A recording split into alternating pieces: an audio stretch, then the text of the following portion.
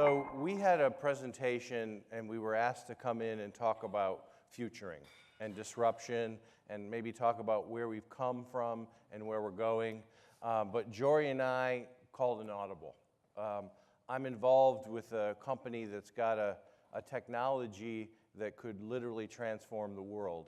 And we decided that this may be a great place for us to tell the world about what's really happening. So we're gonna talk about that a bit, and but we want to start with kind of a level set on where we've come from. You know, as we think about the 20th century and where we have from in terms of innovations that have happened there. But when Jory and I put our heads together and thought about what are the innovations of the 21st century, literally of the last 18 years, what have been the greatest transformative things that have happened, and we actually scratched our head because most of the things that have transformed our lives, the smartphones and things like that, were actually 20th century artifacts, right? They were invented, previous decades before, improved upon, of course, and evolved. But the reality is, they came from the 20th century. So what's been that 21st century has been a challenge for us. So Jory, I don't know if you want to talk about that a little bit. Yeah, I think it's probably important to point out that a lot has happened in these last 18 years.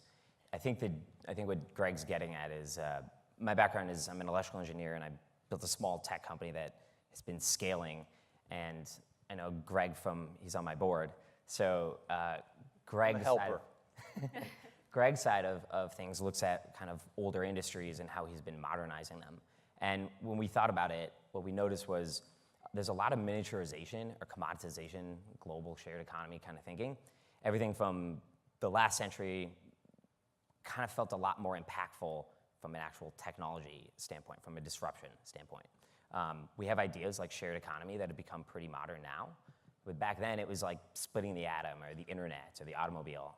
And about, I want to say a year ago, Greg dragged me to a meeting. I had no idea where I was going. I was given a plane ticket and flown to somewhere in Ohio. Yes. And the hub of the world. It will be.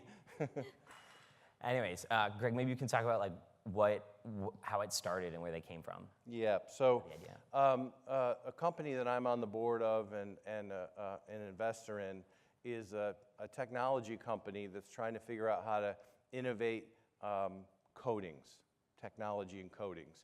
And they did a lot of work for the military. And they're obviously one that uses coatings to protect against things. And this is a company that's very much from literally the definition of the Rust Belt, sort of Ohio, Michigan area of, doing things like building rust proofing and things like that. Very sort of basic, properties. And they worked on some products and had some unique results with some of those products that we now believe can fundamentally transform the world. Well, just to give a little context there, the technology started out as a coating that was used on aircraft carriers, and it was really angled at how do we decrease the toxicity. There's a lot less tolerance for toxic materials that are going into the environment in general, and the market is pretty slow to adopt those. The military tries to drive that from their own perspective as well, but they have a different set of restrictions. Some of those restrictions involve the volume they'd have to produce. Can I ask a question in the audience? Does that surprise people to hear, because it surprised me a little bit, honestly, that the military was pushing industries so hard to reduce toxicity well beyond what is used in our everyday lives? That they're the ones actually driving the innovation. It seems a bit backwards to us, but that's exactly what happened, that they were the ones asking for, we need to make our folks safer out there, and we need less toxic chemicals to put on our equipment. So that was, to me, actually in some ways refreshing to hear that they were doing that. Yeah, and the technology that they'd come up with was basically to switch from liquids, which were really toxic, to powder coating. And in this process, they would heat, using an extruder, they would heat different materials and combine them, and at different temperatures, different properties would show up. And these guys are all chemical backgrounds.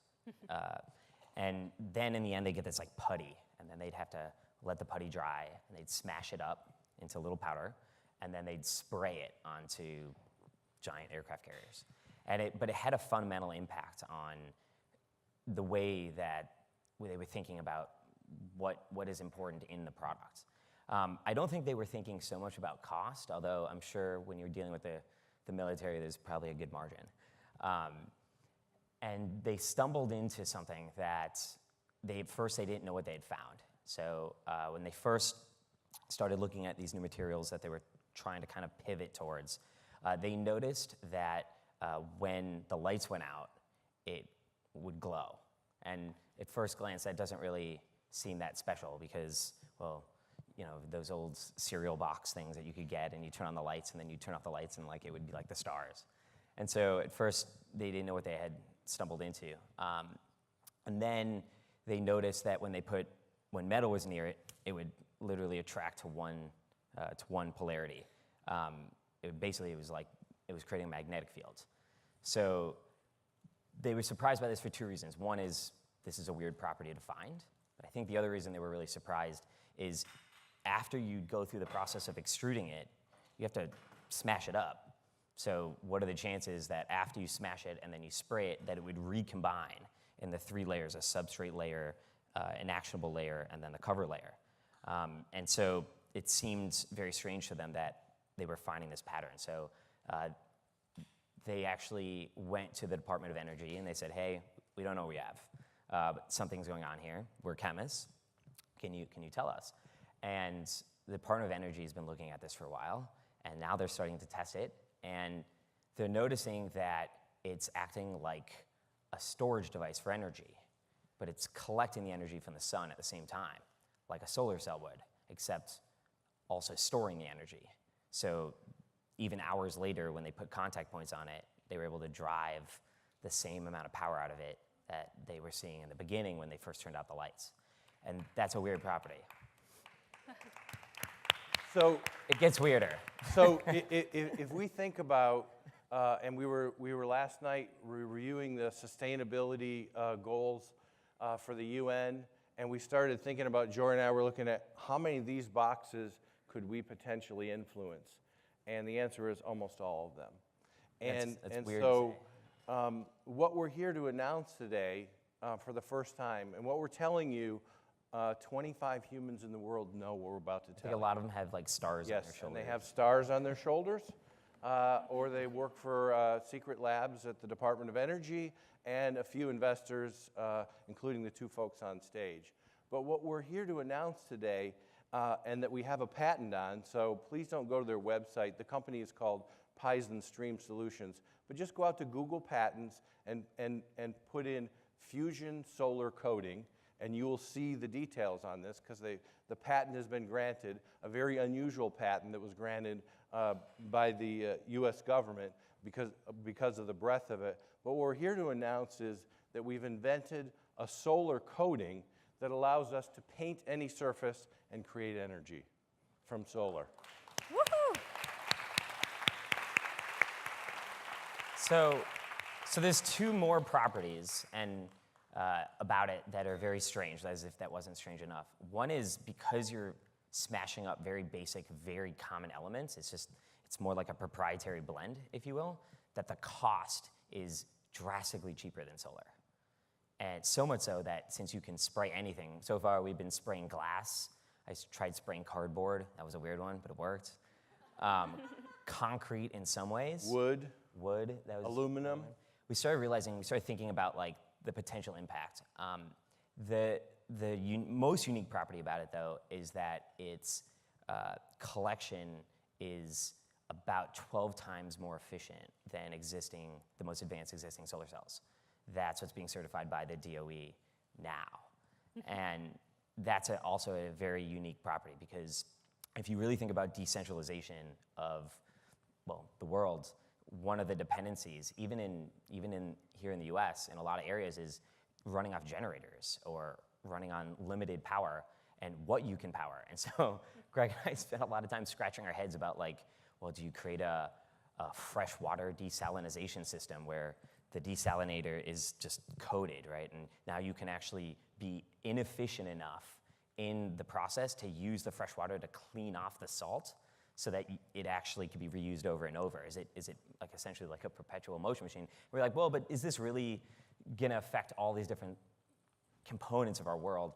And I think it feels skeptical at first because it seems so impactful, because if you can spray anything with this material, they spray it, they bake it at like 350, like it's a cake for 30 minutes, and then it just works. It's very strange. So let's think about this from your world.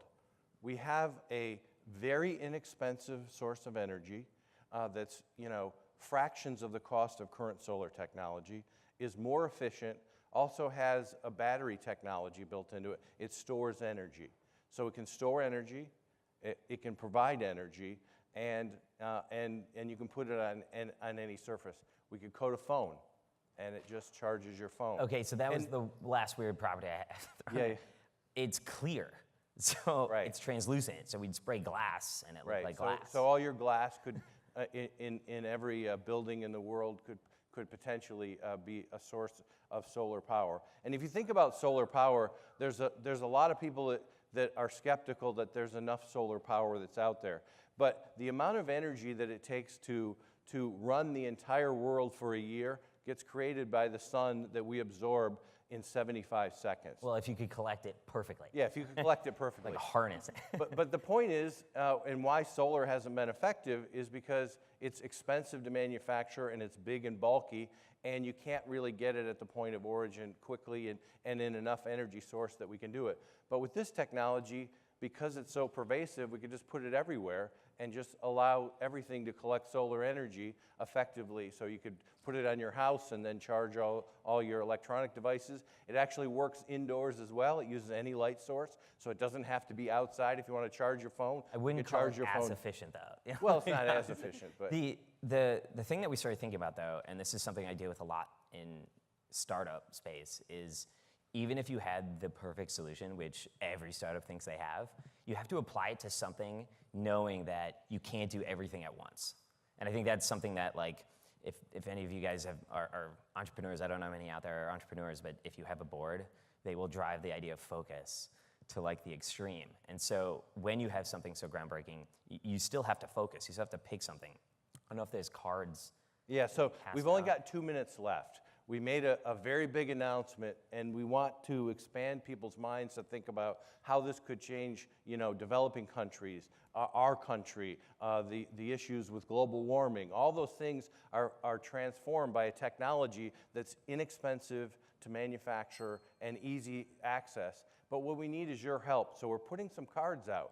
And we want you guys to write on a piece of card for us, and we're going to collect these, and we're going to think about this. We're not here to raise money. We're not here to sell you a product or tell you this thing's going to be out tomorrow. We're telling you that a technology exists that's going to change the world.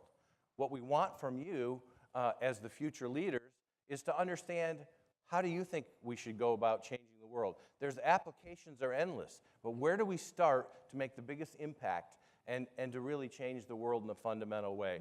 So we're asking you to take these cards and just write a note to us that says, this is what I think, or this is how it could change my world. We started thinking about these presentations and on sustainability in developing countries and access to clean water and all those things that are heavily dependent on energy.